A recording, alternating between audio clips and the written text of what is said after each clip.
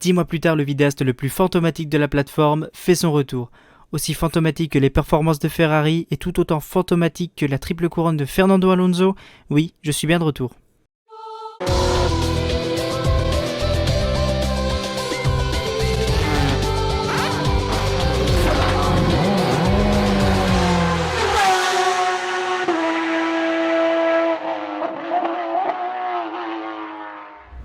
Aujourd'hui, on va parler de la reine des monoplaces en Asie, je parle bien entendu de la Super Formula. Pour savoir de quoi on parle, il est important de revenir à la genèse de la SF et pourquoi elle est le plus grand championnat monoplace en Asie, et on va regarder son évolution en quelques étapes. Étape 1. Pour la première étape, il faut savoir que les courses de voitures de sport et plus précisément de tourisme sont de plus en plus populaires dans les années 60 au Japon. Populaire à tel point que le Grand Prix du Japon à l'époque est un événement pour ces catégories de voitures et non la Formule 1. En 1973, la JAF lance son championnat majeur de monoplace, le All Japan Formula 2000, ou F2000 si vous préférez, pour promouvoir les courses de monoplace dans le pays. Le championnat se base sur les Formules 2 de l'époque avec comme spécificité d'être motorisé par des moteurs développés pour la course. En 1976, la FIA change le règlement de la F2 pour autoriser l'utilisation des moteurs développés pour la course. Donc la raison pour laquelle le championnat s'appelait Formula 2000 et sa différence avec la F2 n'existant plus, c'est à partir de 1978 que le championnat s'appellera All Japan Formula 2, et ce jusqu'en 1986. La série attire et de nombreux pilotes étrangers y feront leurs armes. De cette catégorie émergeront des pilotes comme Kunimitsu Takahashi, qui est connu par exemple pour être le papa du drift, ou encore le fondateur du team Kunimitsu, équipe incontournable du Super GT. Sans oublier Satoru Nakajima, le père de Kazuki Nakajima que vous connaissez peut-être. Il deviendra le premier pilote japonais à courir à temps plat en Formule 1 entre 1987 et 1991. Étape 2. Pour cette deuxième étape, on va prendre quelques éléments par-ci par-là, et en les mélangeant, vous allez voir qu'on va obtenir quelque chose d'assez intéressant. En 1987, le switch de la F2 à la Formule 3000 est fait. La même année, le Grand Prix du Japon est de retour au calendrier de la F1. Les monoplaces propulsées par Honda enchaînent les titres pilote et constructeur. Nakajima représente le pays sur la plus grande scène de toutes. Les Japonais suivent de plus en plus nombreux la F1. Vous mélangez tout ça, et vous obtenez un championnat populaire avec une génération de jeunes loups affamés et des talents étrangers.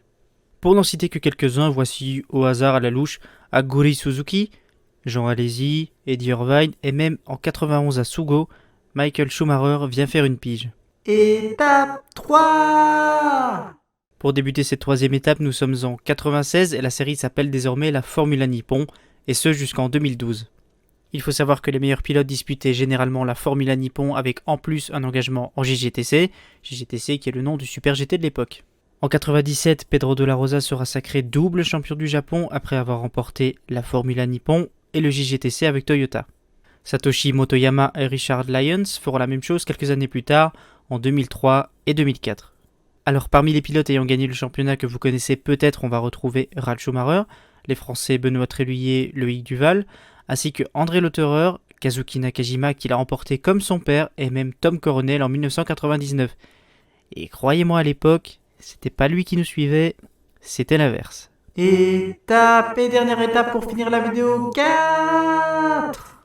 Et enfin, quatrième et dernière étape en 2013, la Formula Nippon devient Super Formula telle que nous la connaissons aujourd'hui. Bon, j'avance un petit peu, je saute peut-être quelques étapes, mais ces dernières années, la SF est véritablement considérée comme une alternative à la F2, voire même la F1 quand aucun baquet n'est disponible.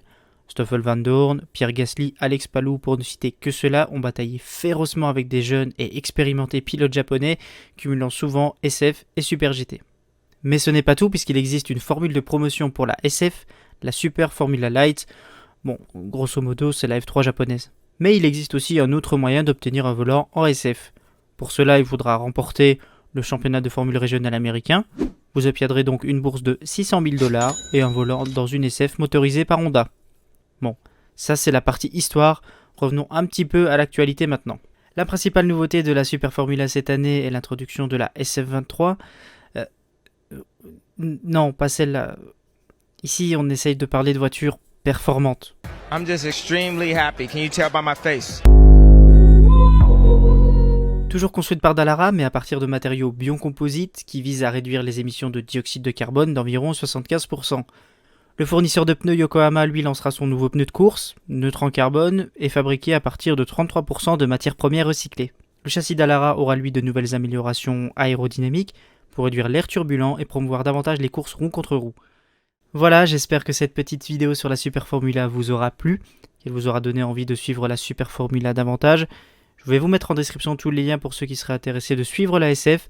C'est un championnat que j'affectionne tout particulièrement depuis des années. Je voulais en parler il y a déjà un moment de cela, mais c'est désormais chose faite. Je vous souhaite une bonne journée, une bonne nuit sur internet, le temps n'a aucune importance. N'hésitez pas à checker la description. Ciao ciao ciao.